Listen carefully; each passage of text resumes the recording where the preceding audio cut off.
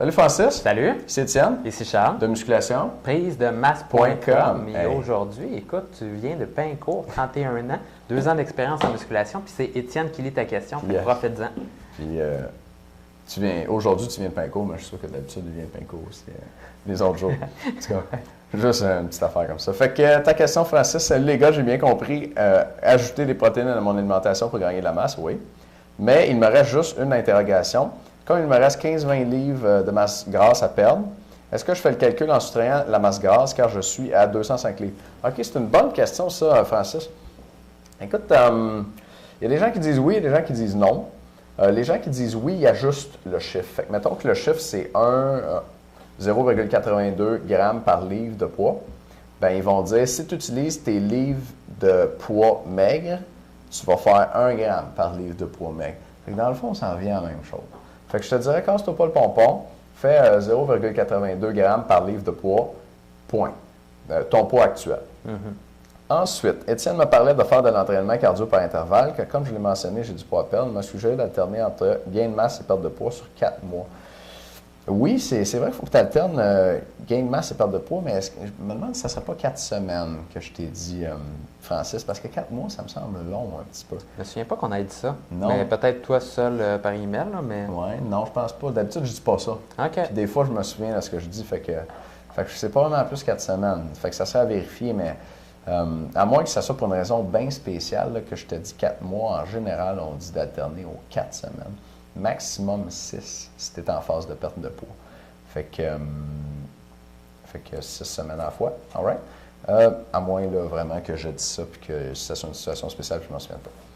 Je fais déjà 5-6 jours de cardio par semaine durant 1 heure à chaque fois à une fréquence cardio variant entre 140 et 160 et 180 et 190 en fin de parcours dernière minute. Ça, c'est probablement ta fréquence cardiaque. C'est assez élevé, c'est pas pire. Mais sans connaître ta fréquence cardiaque maximale, c'est un peu difficile pour nous de juger, mais ça nous donne quand même une idée. Donc, est-il vraiment nécessaire de faire de l'entraînement par intervalle dans mon cas, car mon but est de dépenser des calories? Et est-ce que ce type d'entraînement est plus axé sur l'augmentation du VO2 max ou de la dépense des calories? C'est une super question, Francis. Tu es bien informé d'avoir vu ça. Puis effectivement, l'entraînement par intervalle augmente le VO2 max, augmente la capacité cardiovasculaire, plus qu'il fait dépenser des calories. Fait que c'est pour ça, c'est vrai que il est plus ciblé sur l'augmentation du VO2 max. Par contre, je pense que oui, c'est intéressant pour toi de faire de l'entraînement par intervalle. C'est pas nécessaire. Okay? Tu me demandes, est-ce que c'est vraiment nécessaire de faire de l'entraînement par intervalle? Non. Tu peux maigrir puis dépenser beaucoup de calories en faisant juste de l'entraînement en continu comme tu fais là. 1 heure, c'est très, très, très bon. 5-6 jours semaine, c'est très bon. Ça te fait dépenser beaucoup de calories. Mais l'entraînement par intervalle, il est intéressant pour toi pour 2 raisons. La première raison, c'est que dans une séance plus courte, tu vas pouvoir dépenser en comparaison plus de calories. Je m'explique. L'entraînement par intervalle, c'est dur pour ton corps, puis ça te fait travailler très fort. Fait que pendant la séance, oui, tu dépenses moins de calories, mais après la séance, tu vas continuer à dépenser des calories pour réparer tes muscles et puis récupérer de la séance. Fait que là, dans une séance courte de, mettons, 20 à peut-être 30 minutes d'intervalle, tu pourrais avoir un effet comparable à une séance de continu de 40 minutes, peut-être 45 minutes. Fait que ça te permet d'économiser du temps.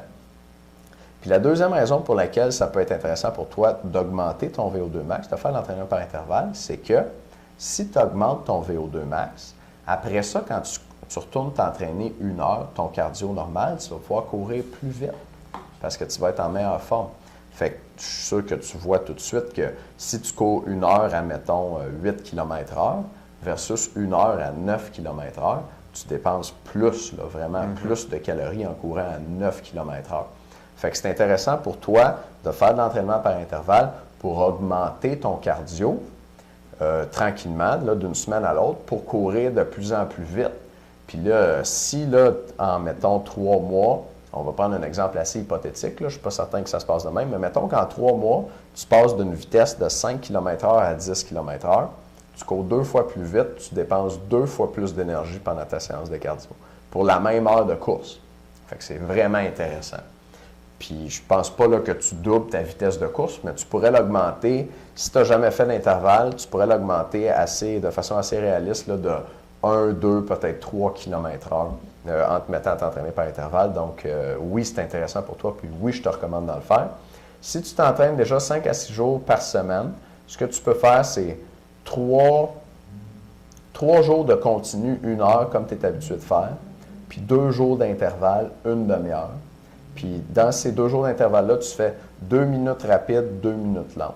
2 minutes rapides, 2 minutes lentes, 2 minutes rapides, 2 minutes lentes. C'est de l'intervalle qui ressemble un peu plus au continu. On a de l'intervalle plus intense encore, mais dans ton cas, ça va quand même te faire perdre beaucoup de calories de faire ce type d'intervalle-là. Puis ça va augmenter ton VO2 max. Tu vas pouvoir courir plus vite dans tes autres périodes d'entraînement, puis tu vas brûler plus de calories, tu vas maigrir plus vite. Écoute, Francis, moi, je rajouterais un petit point.